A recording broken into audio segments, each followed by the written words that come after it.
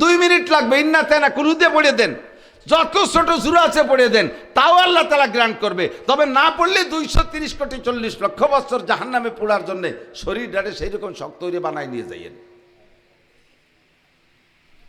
জোহরের সময় একটু আগে যাবেন, যাতে 4 রাকাত ফরজ নামাজ উমরি কাজা। নিয়ত কি? একামত দেয়া লাগবে না, জোরে পড়া লাগবে না। আপনি নিয়ত করবেন, আল্লাহ জীবনের সর্বপ্রথম ফজরের কাজা নামাজ পড়তেছি, আল্লাহু আকবার, তারপরে জোহর আল্লাহু আকবার, আসরে যে তারপরে আসর আল্লাহু আকবার, মাগরিবের নামাজের আগে তো সময় হয় না, মাগরিবের পরে, তারপরে মাগরিব আল্লাহু আকবার, ইশার সময় যে 4 রাকাত আগে বা পরে 4 রাকাত ইশার ফরজ নামাজ আল্লাহু আকবার, বেতের নামাজেরও কাজা পড়তে হবে, তারপরে বেতের পড়তেছি আল্লাহু আকবার, এরপরে ফজর আল্লাহু আকবার, এরপরে জোহর আল্লাহু আকবার, শুধু এরপর করতে করতে করতে করতে যেদিন আপনার মনে হবে যে পিছনের সব কাজা মনে হয় পরিশোধ হয়ে গেছে, আল্লাহ পাক সেদিন যদি ফাঁকে 2-4 রক্ত থেকেও যায়, সেটা আল্লাহ ক্ষমা করে দেবে। আরেকটা সূরত এদিক, এই পূর্ণ ক্ষমা পাওয়ার জন্য এখন আপনার 40 বছর 15 বছর বয়সে সাবালেগ হয়েছেন, নামাজ শুরু করছেন আজকে 40 বছর বয়সে থেকে, 25 বছরের কাজা নামাজ পরিশোধ করতে করতে ওক্তে ওক্তে এক ওক্ত, তাহলে আর 25 বছর পাইতে হবে সামনে হায়াত। কিন্তু আর 25 বছর পাবো কি পাবো না গ্যারান্টি আছে?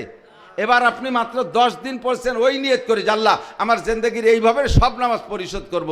এরপরে আপনি 10 দিন পরার পর ইন্তেকাল হয়ে গেছে, এই মুহূর্তে আল্লাহ পাকের ওই কথা, ইন্নাল্লাহা লা ইয়াগফিরু আন ইউশরাকা বিহি ওয়া ইয়াগফিরু মা দুনা যালিকা লিমান ইয়াশা। এরপরে আল্লাহর ওই কথা, ওয়াল্লাযীনা জাহাদু ফিনা লানাহদিয়ান্নাহুম সুবুলানা।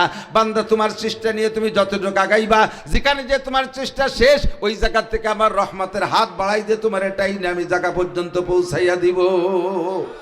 10 দিন পড়ার পরে ইন্তেকাল হয়ে গেছে, বাকি জিন্দেগির সব নামাজ আল্লাহ ক্ষমা করে দিতে পারে, এটা আল্লাহ পাকের ইচ্ছা।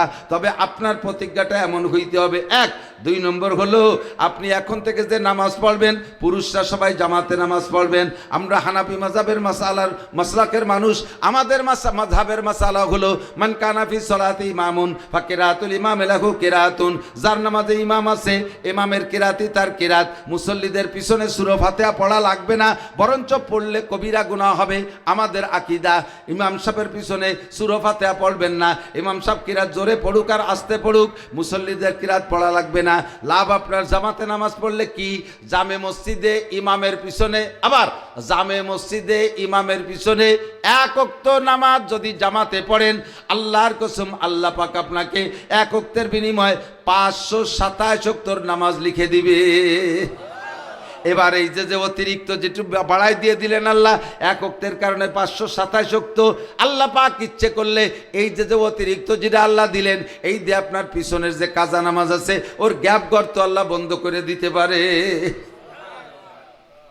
উপায়ও আছে, লা ইউকাল্লিফুল্লাহু নাফসান ইল্লা উসাহা। শরীয়ত হলো, এদিক তাকান, ইমানের বেলায় স্বাধীনতা, আমলের বেলায় সহুলাত। খেয়াল করতেছেন? বোঝেন? আবার বোঝেন? কষ্ট হচ্ছে নাকি? আজে বাজে কথা বলতেছি নি কেন? ইমানের বেলায় স্বাধীনতা, আমলের বেলায় সহজতা, একটু বুঝে নেন। ইমানের বেলায় স্বাধীনতা, আল্লাহ বলেন ফামান শাআ ফালইউমিন।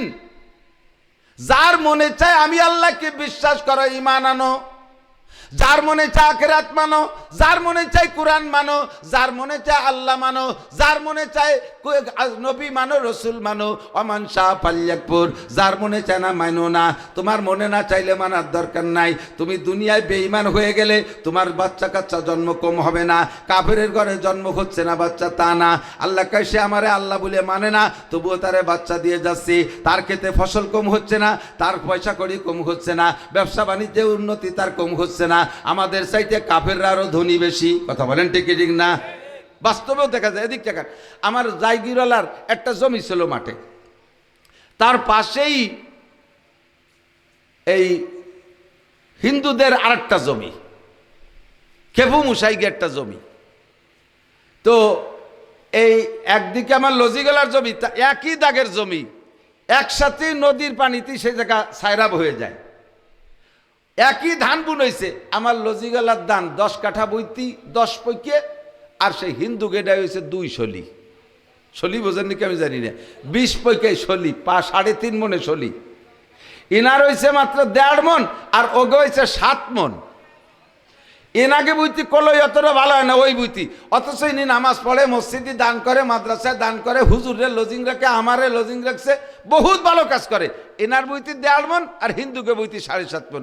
এটা হলো ইমানের স্বাধীনতা।